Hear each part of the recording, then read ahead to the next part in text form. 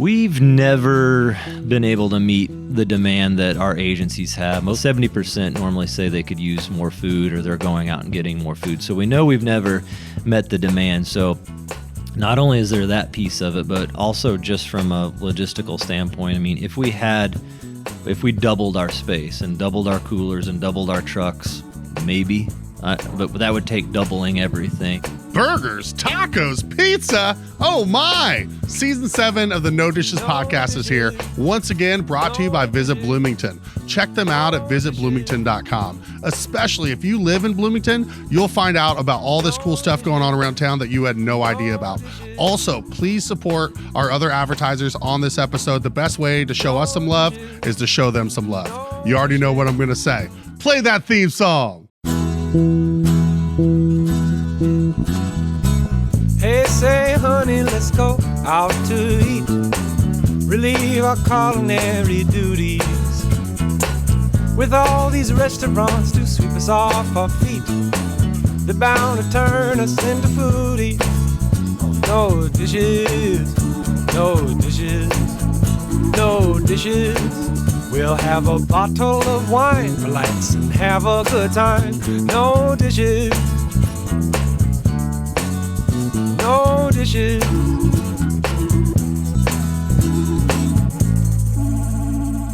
All right, we are here with Jake Bruner of Hoosier Hills Food Bank, a place that a lot of people know about, but maybe don't know the ins and outs of. We talk food, not just restaurants, so we're really happy to have Jake here and learn more about Hoosier Hills. Jake, how are you doing, man? I'm doing great. Thanks for having me. Of course. It's a pleasure to be here. Yeah, so we go back. I met you back when I worked at Sweetgrass. You were friends with the owners there. Right. So I've known you for maybe 12 years now or so. It's been a while. Yeah, Sweetgrass used to be Sweetgrass, now Southern Stone. Yeah. So you were bar manager there, I think, assistant manager. Just bartender, and then for like the first year, bartender, server, and then front of house manager. Yep, great place, and it's still a great place. Southern Stone's got great food too. So. Oh yeah, dude, they're rolling out like low country boils. Oh man, and like doing soft shell crab sandwiches. They're keeping that tradition. Yeah. You know, Luke moved back to Charleston, and so he worked in some restaurants there. But I'm glad that tradition's been carried on. Yeah, well, I've talked to Brandon, the new owner, and I'm just like, man, like it's nice. You can get a tenderloin so many places. You can get BLT so many places. It's just nice to see grilled catfish tacos, low country boil, like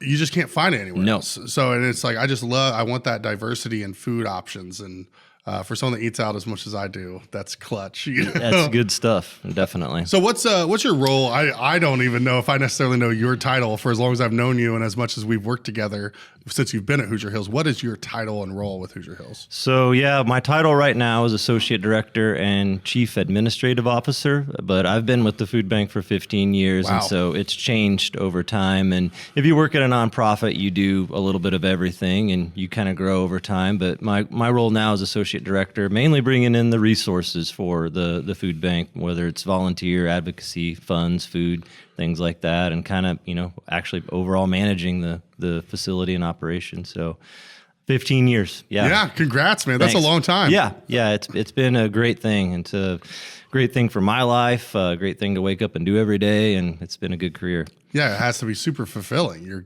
feeding people. Like, and that's the core of what everyone needs. Everyone needs sustenance. They need to be fed to go achieve anything. That's right. Yeah. And we bring in all kinds of stuff from all over the community, all over the state, canned goods, produce. We work with farmers and we get stuff from Blooming Foods and Kroger and Walmart every single day. And we kind of bring that in to our mixing center and stage it. And it all goes out every single day. That we were actually at 0% loss last year because everything's delivered every single day. Not an apple, not a banana, dude, nothing left. That's partly sad too, because all that food needs to be used, but we feel very proud and efficient with that system. Yeah, you should. Yeah, I get what you mean, where it's sad like that there's such a demand. Right. But it is good that it's all going to be used. It's all, it's not going to waste. Right.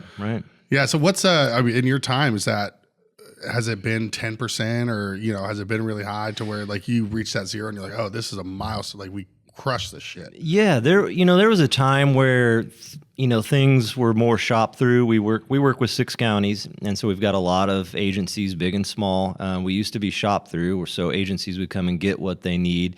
That was a little less efficient because they may be digging through a bin of bread or canned goods or something. Now everything's online ordering, and so they can order what they need specific to their agency. They can either come and get it, or 80% of the food that we distribute is delivered directly to their doorstep. So we're going to Orange County, Lawrence County, of course, all the local places in Bloomington. Man, okay, I had no idea you guys were serving 6 counties. Yeah, that's nuts. Well, I know.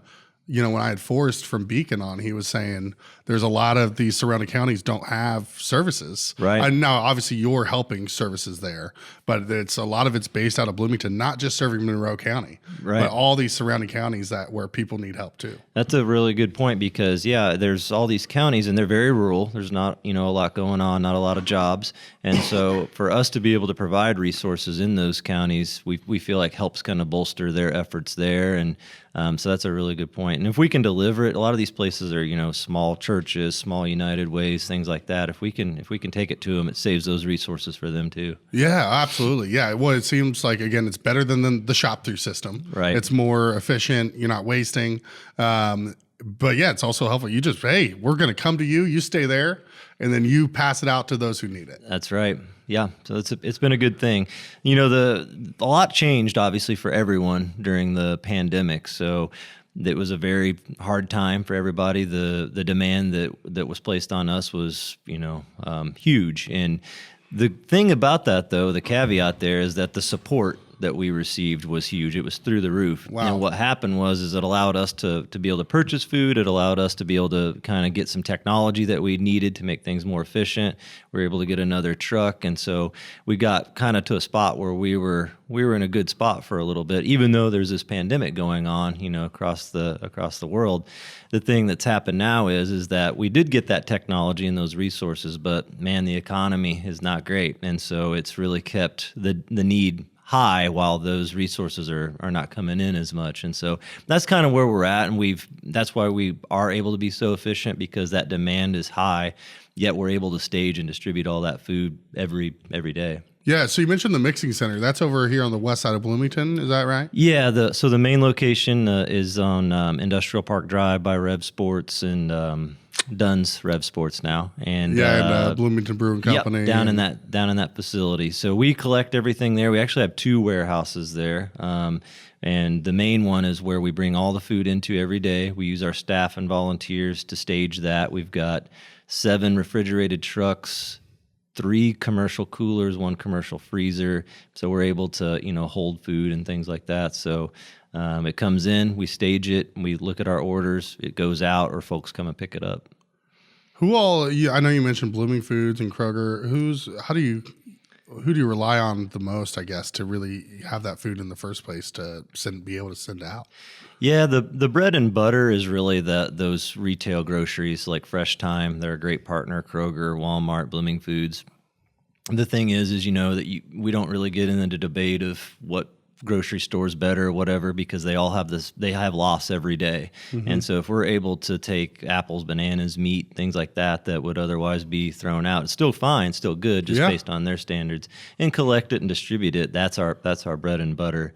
Now, we are a member of Feeding America, which is a national network of food banks. There's about 200 across the United States, and we're under their umbrella allows us to have access to things like Kellogg and, big bulk cereal, bulk pasta, canned goods, things like that. So that kind of helps supplement that day-to-day bread and butter type stuff. Yeah. Have you been part of Feeding America the entire time you've been with Hoosier Hills, or has that happened more recent? No, that's been the entire time. Hoosier Hills is 43, about to be 43 in November, and I think for about 36 years they've been a part of the Feeding America network. Don't miss Constellation Stage and Screen's upcoming production of Wipeout, on stage September 5th through 29th at the Constellation Playhouse.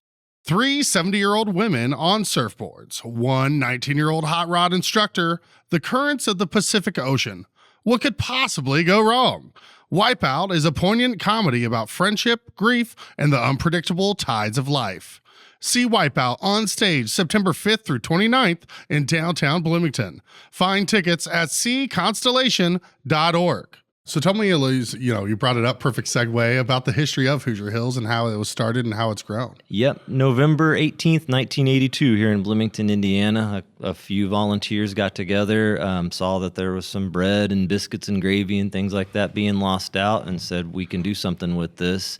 And oddly enough, around the early 80s, a guy named John Van Hingel started the first food bank, and it seemed to be this kind of conscious awareness, a movement across the United States about food being lost. And everyone was aware that there are food pantries, soup kitchens, and things like that, but there really wasn't a mechanism to be able to safely collect and distribute that food. And so early 80s, that kind of took off. And I think it was like maybe less than 1,000 pounds of food distributed in 1982, fast forward all the way to today, and we're between 5 and 7 million pounds a year. So that's like we said at the beginning, that's great, and we're happy and that's efficient, but we're also kind of sad that there's that much constant ongoing need for food, because like we always say, people don't just eat in the long run, they eat every day. So we're going to, you need to be eating every day. You don't just say, oh, I got my meal for the week. Unfortunately, some people have to say that, but that's not how you should be living. So yeah, not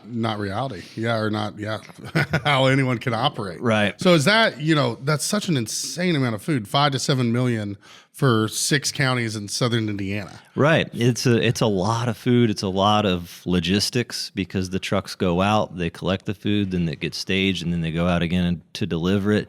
And I think people, sometimes think that we're a food pantry and want to come to us for resources. Although we're able to provide those limited, we let, that happen at our agencies, whether it's Community Kitchen, Boys and Girls Club, a local church. And then they see our facility and they think, wow, you're really big. And like you just said, 5 to 7 million pounds of food. And then you go to some place and visit another Feeding America food bank, like the Greater Chicago Food Depository is doing like 50 to 70 million pounds of food. And you're like, man, it's just incredible, the amount of food that this network is able to collect, and most of it, would otherwise be disposed of. Yeah, and we're distributing it. So that's the craziest part, is if you weren't there, right? Like all those millions and millions and millions and millions of pounds of food going to waste while people could obviously use it. There's such a demand for it. It's pretty wild, and to be able to do it safely is difficult too. We don't want to get anybody sick, so everybody on our staff, every single person on our staff, is Serve Safe certified at the manager level. Nice. We pay for that, so they know about time and temperature abuse and how to handle foods and cross-contamination and all those things. We don't want anybody to get sick. We want our staff to be educated on how to handle things and distribute it in a safe way. That's super. I had no idea you guys did that. That's so cool. That's because Serve Safe, I don't think it's, honestly, anyone that works in a restaurant or it's not that hard to do. Right. And you can do it online now too.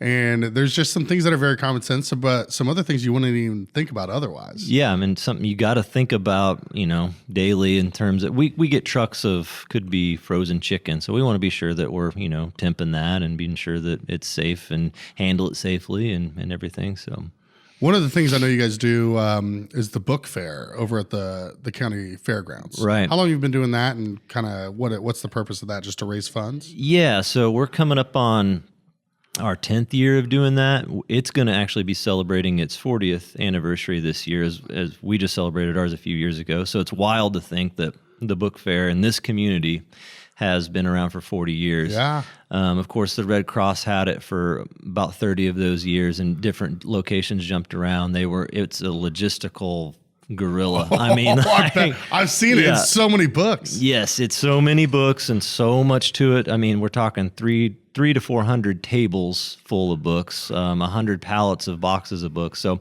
we saw that as an opportunity to, as anybody knows at fundraisers in this community, it's difficult. Are you going to do a golf scramble? Are you going to do another dinner? What are you going to do to raise money? And we saw this opportunity.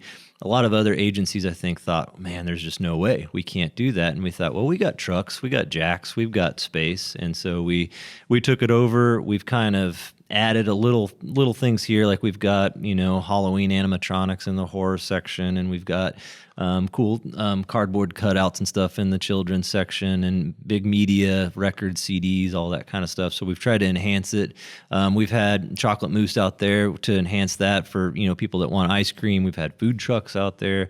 We kind of want it to be a carnival, for people come and have a good time. Yeah, more of an overall, not just a fundraiser, but an overall experience. So where like you feel, you go because you want to get some good deals on some books, you want to support a good cause, but it's also just a fun environment to be around. Yeah, and that's typically in October. Is that right? Yeah, this year it's October 17th to the 22nd, and like I was saying, it's the 40th, and so this one's kind of special.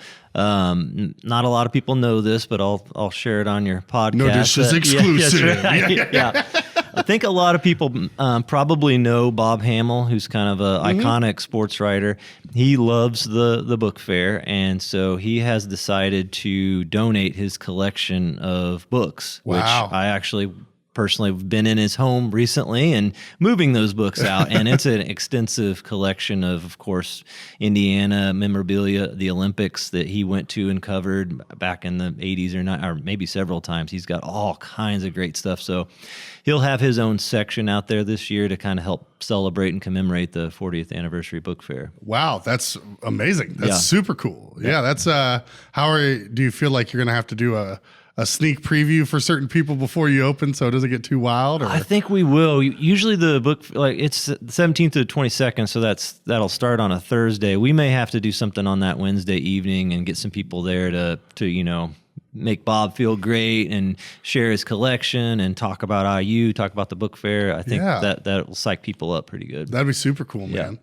How much are you paying for your restaurant's business insurance? What's affordable for your needs? What does your agent do for you that isn't just policy writing? Tony Brown with First Insurance Group has a keen eye for the policies all restaurant owners and operators would love to have. Tony provides risk management and other HR resources free of charge as your agent. Tony has no waiting period for loss of business coverage starting from day one, minute one, unlike other carriers' 72-hour waiting period. Tony has no audit for liquor liability and general liability, saving you time so you can focus on running your restaurant. And Tony's insurance carrier is the preferred vendor of choice for the Indiana Restaurant and Lodging Association. Call or text Tony Brown with First Insurance Group today, 812-327-2321. Set up a free review of your current policy and see how Tony can help you protect your largest investment, your business. 812-327-2321. In your 15 years, obviously your capacity to distribute 5 to 7 million pounds of food has grown a lot. What have you noticed from the demand? Is that you've grown because that's what you've been able to manage, or has it been up and down, or has it just been a consistent growth in your 15 years of people needing food?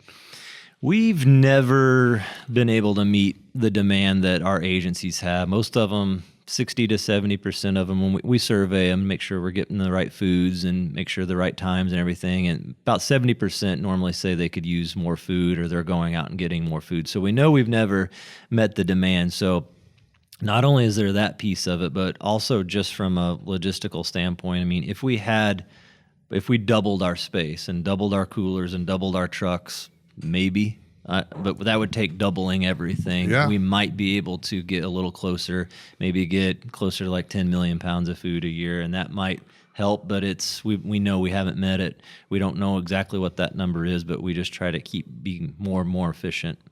Yeah, so I guess what's standing in your way is just more funds?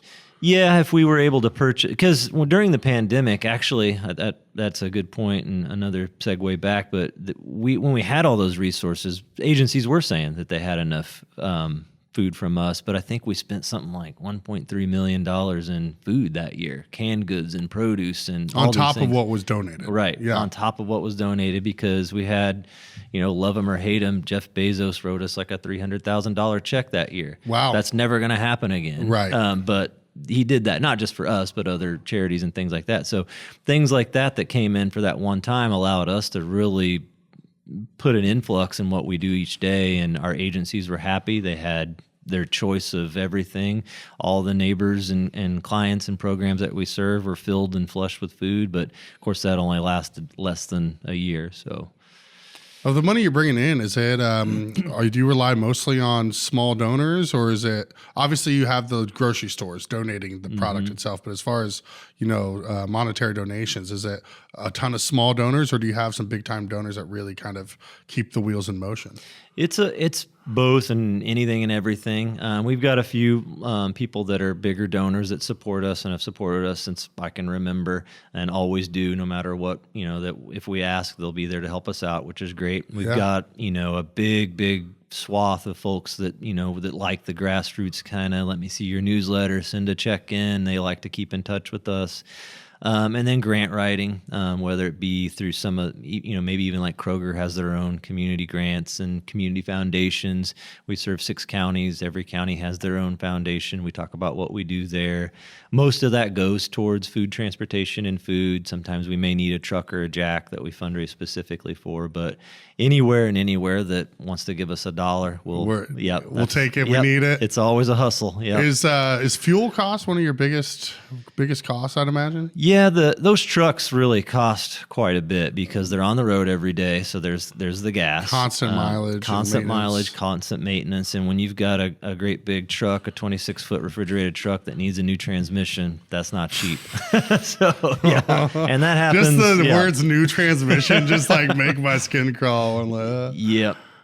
And that I'm thinking of small cars too. Oh yeah, we're talking like more $40,000-$50,000 type repairs. That's insane. Yeah, that's nuts. So that's a gut punch when those things happen, and they do, maybe once or twice a year, but we figure it out. But yeah, the trucks, the fuel, that's a big cost. I know. So one of the guys that worked for us for many years is Kedrick. He was one of our events guys, still a good friend of mine. And he's worked for you now for a bit. And I know part of what he does isn't it outreach to help people understand their SNAP benefits. Yeah. So you guys are reaching out to people to help them understand what's out there. Yeah, I mean, SNAP is a great program that I know a lot of people are aware of. That there's several people that are on. There's even more people that maybe are aware of it or aren't aware of it that should be, trying to get on. It's just a cumbersome process. So in a partnership with Feeding America, we've worked with Kedrick to get him on to do SNAP outreach. And he actually does everything from the canvassing of those people to getting them signed up to the phone calls to actually handling some of their mail so that he can, not their personal mail, but their SNAP assistance mail to try to help them with their applications. It can be cumbersome, especially if you're in a tight spot. You're running kids around, you're working and you're trying to get the SNAP application, but it's a great program. I mean, the food is there, the funds are there. And then what happens then is, in theory, the more people that get on SNAP, potentially they rely less on us, and that kind of frees up for us to help out some other folks. So that's kind of the way it's supposed to work. Yeah, that's so interesting because I think food bank, and I'm thinking, you get your donations, you send some food out, but the fact that you're doing outreach, you're helping people get signed up, because there's so many logistics that go in, like, they're programs, but A, there's finding out about the program, then B, there's taking the time to get signed up and then staying current with it. So that you guys offer that is incredible. I don't think a lot of people know that you guys do that. Yeah, and if you're interested, you can call us or stop by and we'll help you get signed up. Is there anything else that you guys cover that we haven't touched on as far as you do the food distribution to all these different agencies? You help with the SNAP, letting people know, be aware that it's there, helping them get signed up. Anything other than that? Just before we get into some fun stuff here. But no, we do lots of programs. Like you mentioned, Kedrick does SNAP applications. We've got a senior outreach coordinator, and not that person's our senior person, but she helps get the older folks signed up for the programs. We do a box of food program for them, 60 and above. We rescue prepared food as well. We haven't talked about that as much because that's just a huge thing that we do. And I know you've had a lot of restaurants on here. I would bet that 90% of them are donors because they're going to have food loss too. So we do prepared food rescue with IU, local restaurants. Yeah, so how does that work? They let you know that, hey, we have this food that we're no longer going to serve, and you can come by and get it? Yeah, the biggest piece of that is probably IU and the MCCSC schools. That's an ongoing partnership, and we go every day to be able to pick up their leftovers. And so they know, hey, it's in the cooler. They know we're coming. The hospital, they're a great partner. We help out with Meals on Wheels while we're there. So we pick up the hot and cold meals and take them over to Meals on Wheels to distribute. Oh, that's cool. And so most of that stuff, we don't do much on call, but most of it's already predetermined partnerships for the prepared food. Yeah, interesting. Better business, better community. For over a century, the Greater Bloomington Chamber of Commerce has been a cornerstone of business growth and community development. They are dedicated to helping local businesses thrive. Their business is all about your business. Join the Chamber today. Call 812-336-6381 or visit chamberbloomington.org to learn more. So what was the one other program you said with the seniors and their box lunch? Yeah, so that's called CSFP. It's actually a partnership with the WIC program, which is kind of weird because WIC is more for children and new mothers, but the funding from the government goes towards that piece and the senior piece, which is the 16 over box. So they get a box of non-perishables. They also get a block of cheese, and so that happens each month, and they sign up. And a lot of times what we'll do if we've got a partnership with a local community foundation, maybe they give us some funding for apples, potatoes, things like that we can supplement that box with. So that's the other one. Food sourcing, because we can't, there's only one Jake at the food bank, one Julio, one Kedrick. We need a food sourcing coordinator, so that's Mike.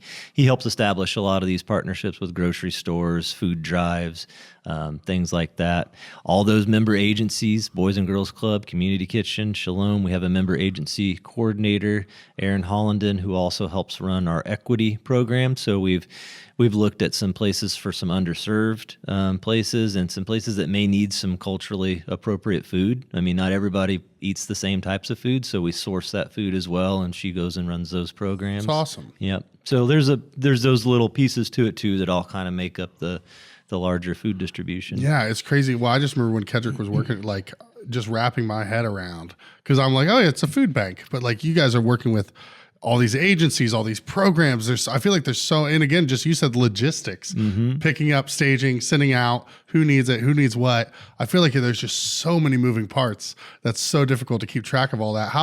Oh, nice. There's Kedrick with his big old smile. There's everybody. So is that your I guess your paid team? Because I know you rely a lot on volunteers. We do. That photo is the 14 of us, and then you'll see a few others who I won't be able to name everyone here, but that's IU interns. So we work with Spia O'Neill. Yeah. We get interns. We have a couple of Cox scholars. We have aces. We anybody that can wants to get some hours and help us out. I think last year we had 7 or 8 IU interns. That's awesome. Yeah, it adds some liveliness to the office. So. Oh yeah. We were just talking about that with the bake guys, about the staff just keeping us young. Exactly. Yep. Okay, so you're typically running though about 14 full time. 14, a couple thousand volunteers each year. Wow. Yeah, that's still just to still only have 14 people, quote unquote, on the payroll for 5 to 7 million pounds of food. It does. Obviously, the amount of work that you guys are doing, and then the amount of work that volunteers are doing, and how integral they are to the process. Yeah, it's huge, and with that small staff, like you said, that big, like I'm forklift certified, so if I may be hit pause on a grant I'm writing and go hop on a forklift and unload a truck. That may be what we need to do for the day. So. Well, you're already married, but otherwise that would be a big flex. I don't know if you know, I'm forklift certified. It's hanging right behind my desk. Always got to remind Jamie. Be like, babe, you got lucky. Snap a photo of that and send it to her. All right. Well, you mentioned some of the fun stuff. Let's dive in, man. Well, you all are, this is No Dishes. You like to talk to restaurants. I know you've had a ton of people on here. We were talking I thought we'd already done this before. No. Well, so before we started recording, I was talking to Jake. I've never had this to where I was certain that we had done an episode where I was like, in my head, I had this fabricated memory of us sitting across and talking. I'm like, we've done it. It's happened. And I just like, and then I was like, it just hasn't. It hasn't. I found out like, and so I'm so glad it finally did because we've talked about it for such a long time. And yeah, we've had quite a few restaurants on by now. That's right. Yeah. So I was kind of, I've seen a few of your episodes, and to do a little homework, I watched a few more. So I know you've had tons of restaurants on. So I want to thank all those local restaurants that have come on, supported your show, and support us, because you mentioned how do we bring in resources. So we have the book fair, but we also have Soup Bowl, which is, I think, something that me and you have talked about trying to talk about before, which is about 50 local restaurants and probably 10 to 12 bakeries, including Baked, who we just talked to.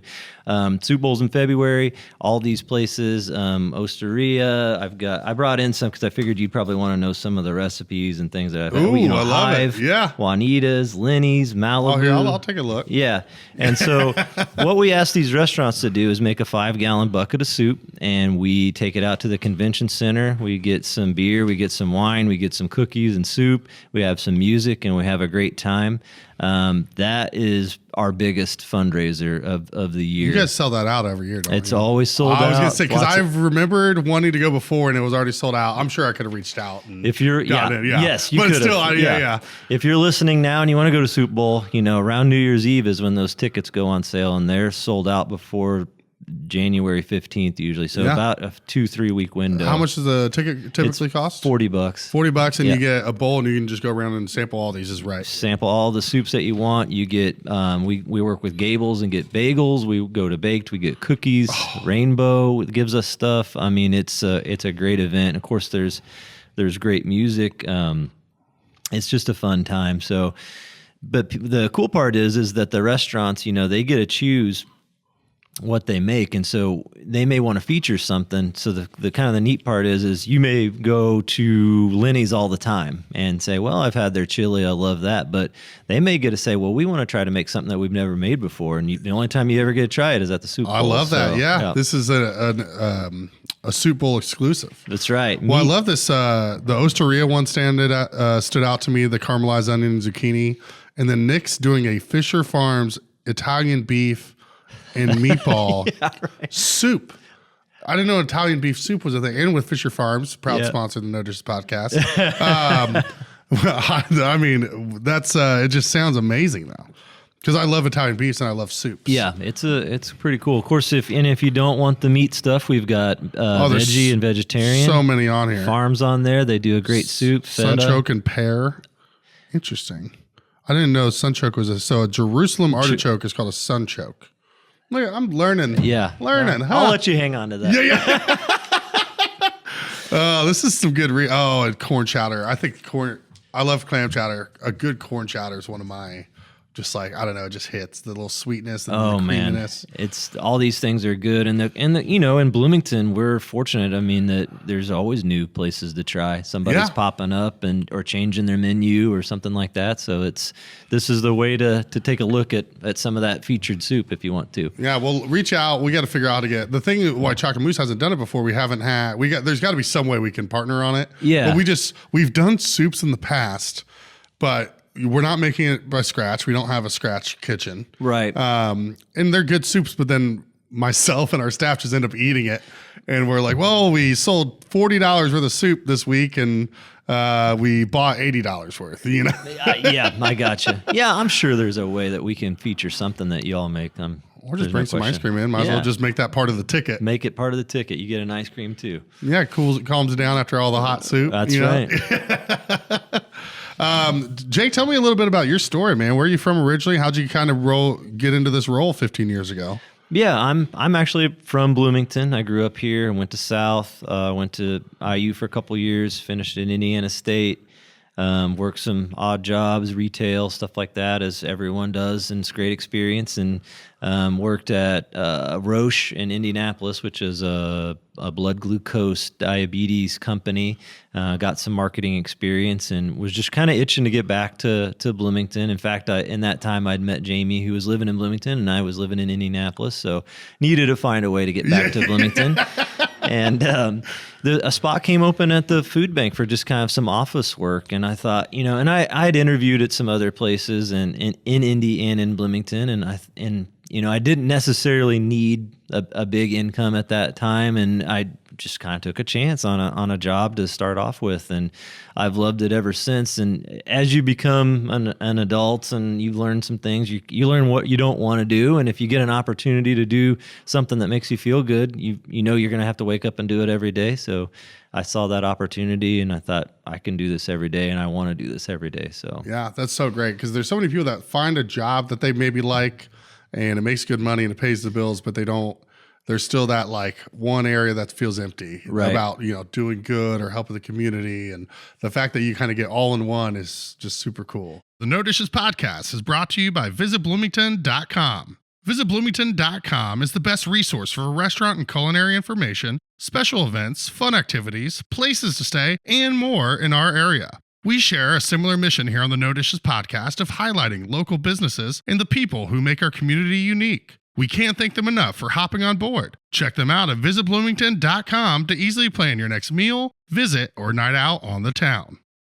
Yeah, it's been fun. So that's kind of how that started. I've worked in some restaurants. I did a little bit of catering with Luke. Kind of helped a little bit getting him started at Sweetgrass, just with kind of moving some stuff in and things like that. And always loved the local food scene in Bloomington. In fact, we were like, it's expensive, but we got to get out and eat more because I know you're going to ask what my favorite place is, but we end up going to the same spots. But we want to, show the love and spread it around. So yeah. Well, I know you're over on West Side, and I think we've talked about it at length here. Your only local places on the West Side are Chef's Table, Carson's Barbecue. Have you had Tacos El Pastor on Leonard Springs Road across? I have not had that. Dude, I'm telling you. And they stay open, I think, till like 10 or 11. Where is that on a weeknight. Across from the Woodland Springs Apartments. So you know where Tap dead ends? Yeah. So just a little south on your right. Okay. Yeah. And dude, it is so good. I love me Sapilis, love me La Poblana, Una Mas, all my Food Truck Friday crew. But Tacos El Pastor, if you're on the West Side, dude, I'm no shame. I do flour tortilla. But Mauricio, who owns that truck, super nice guy, but they're carnitas. And their queso is really good too. But they're carnitas tacos on flour. Okay. It was one of those times where you go somewhere and you order something, it's so perfect the first time, you don't even want to try anything else on the menu because you're just, you're going to be so happy with that. And then Ale's Ice Cream Shop. That's the one other. Have you been there yet? I have been there. My son asked me to go there, and we've been now twice. So. Okay, nice. I've heard it's great, and I want to get over there. I'm just not on the West Side a whole lot. And if I am, I've hit at Tacos El Pastor, but I need to be deliberate. I need to go out there one of these weeknights, go get me.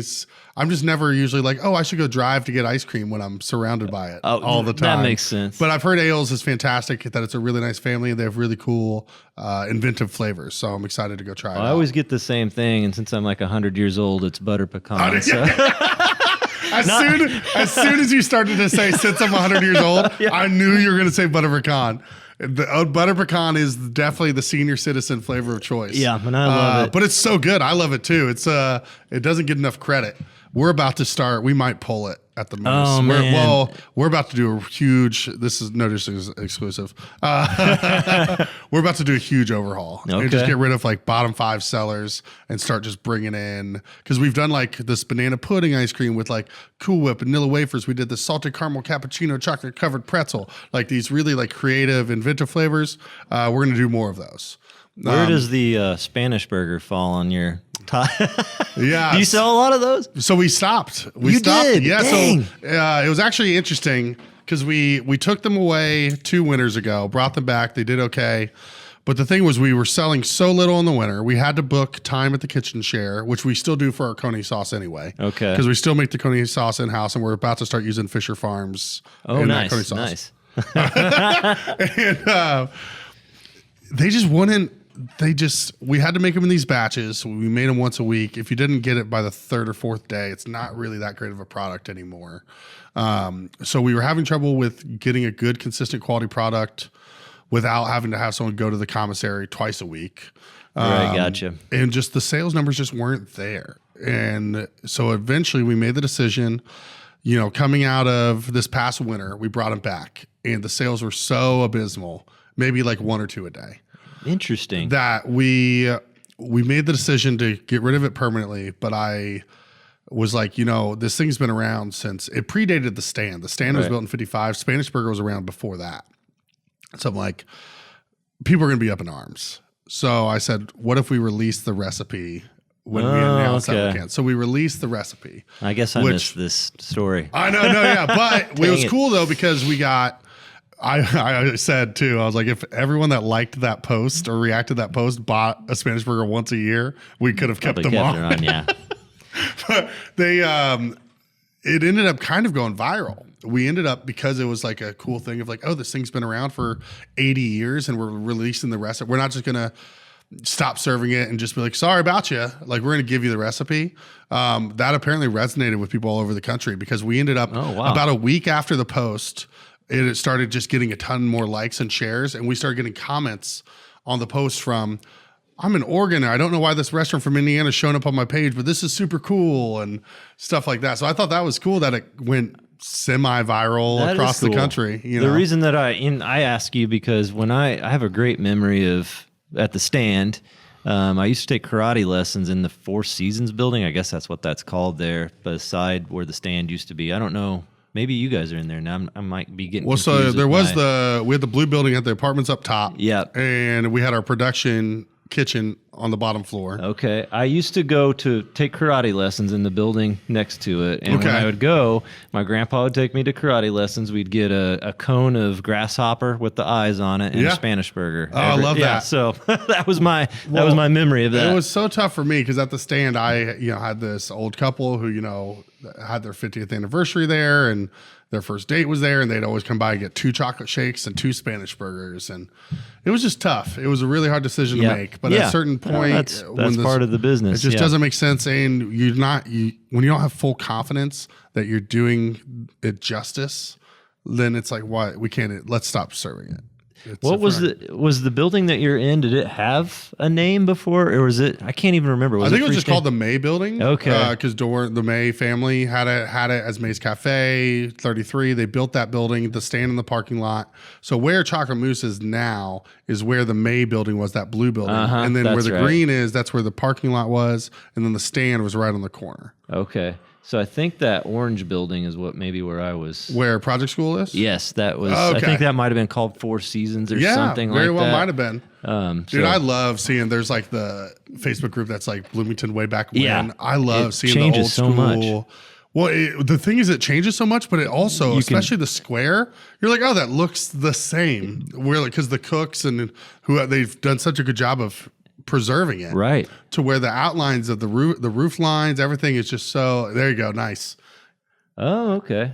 Any luck? No, maybe not. I saw Garrett pulled up Bloomingpedia, typed in 4 Seasons. I thought that was it. Man, I was like, oh, Garrett, you got him, Garrett. That's it. That's the move. Oh, man. The Bloomington Town Planner is a community calendar owned and published by local residents John and Sharon Martin. Mailed out to Bloomington homes in December of each year, it features school schedules and community events. And don't forget the coupons at the bottom of the calendar. They'll save you money and help you decide on the next restaurant or retailer to check out here in the Bloomington area. Town Planner also has an online calendar, which can be found at townplanner.com. Make sure to sign up for their weekly e-newsletter so you can stay on top of all the fun events going on around town. I know you said you didn't get to eat out a whole lot, but when you do you still have any other favorites that you want to show some love to? We do. So me and Jamie for date night will go to Mother Bear's West, and so and the reason we go to Mother Bear's, I forget about Mother Bear's on the west side. Mother Bear's is great, but the vibe at the west side, that's a little bit of our older demographic. Yeah. The vibe is great in there. Yeah. I never eat pizza because I just I just can't hack it as much anymore. So I'll get some apps. We'll sit in there. We have a great time. And I love going to Mother Bear's West. And it's busy, but like not overwhelming. So it's the way they laid that out when it was a Smoky Bones is laid out. So I talked to Mark Heiduke about this when he was on, one of the owners of Mother Bear's. And I was like, the way that bar is, and like, it's just laid out super efficient. You could tell like a big corporate chain with a ton of money laid it out. Right. And then they spent a ton of money putting in a whole separate kitchen just for carry out and delivery orders because they were just getting hammered so hard. Yeah, it's great. The great service. I mean, we just had a good time going there. I just love Mother Bear's, dude. The last time I ate specifically at the West Side, which I always forget about them when I say there's no local places on the West Side, because they're just tucked way back in there.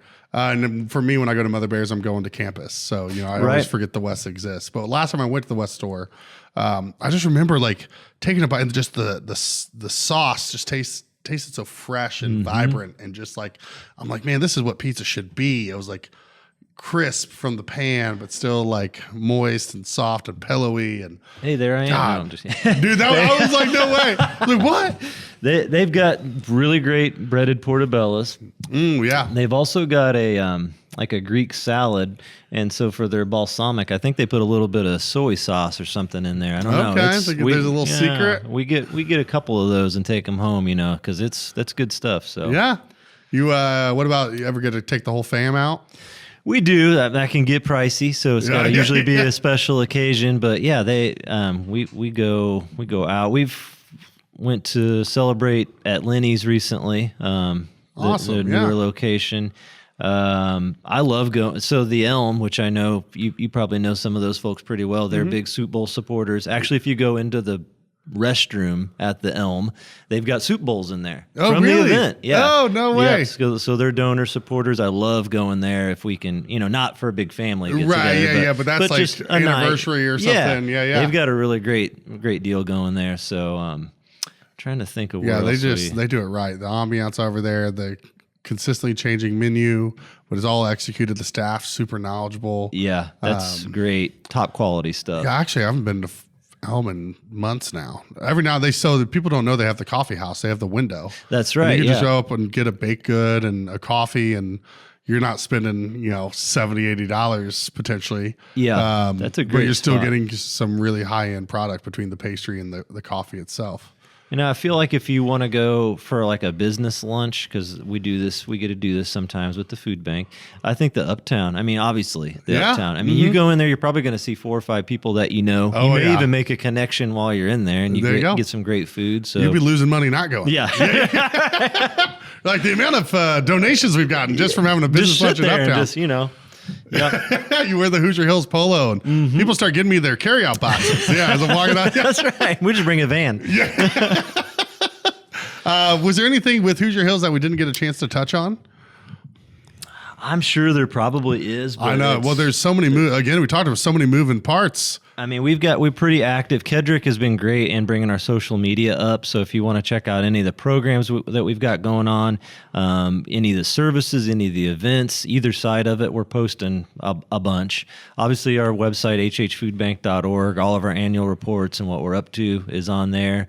But definitely check out our social stuff. It's been ramped up. It looks great. We're doing something, whether we're doing something event and fun related or we're doing something program related, we're posting all the time. So check that out. Yeah. What can people do to help? Volunteer, donate? Yeah. We've got all the ways to donate. If that's what you choose to do, you can go to hhfoodbank.org/donate. We've got Venmo on there, which is popular nowadays. I've got it all attached so I can see it. Sometimes people send us $1. Sometimes people send us $1,000, whatever, fits in your budget.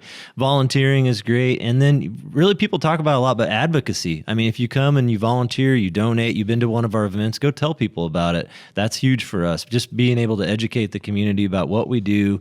It's a cool spot to come and volunteer at. We're always sorting food, rebagging pasta, boxing those boxes for boxing up cans for seniors like we talked about. So there's always something to do. It's a great vibe. But yeah, if you've come in contact with us, you've been to one of our events, tell somebody else about it. Sweet. Book fair, soup bowl. Yep. Donate, talk about it. That's what we're doing today. We've talked about it for a long time. We're so happy to highlight the incredible work that you guys do. It's been a long time coming, and even for as long as I've known you, I learned a lot today. So awesome. Thanks so much for the time. Hoosier Hills Food Bank. Go help them out. I really cannot think of a better cause. So Jake, thanks, man. Hey, thanks for having me. Appreciate it. Cheers, buddy. There you go. You can't laugh, Carrot. All right, here we go. There you go, little fella. Oh, what another great episode. Thanks so much to Season 7 presenting sponsor, Visit Bloomington. Check them out. Visit Bloomington.com. As always, keep those hands dry. This episode of the No Dishes Podcast was recorded, edited, and produced by Garrett Portinga of Green Hat Media in beautiful downtown Bloomington, Indiana.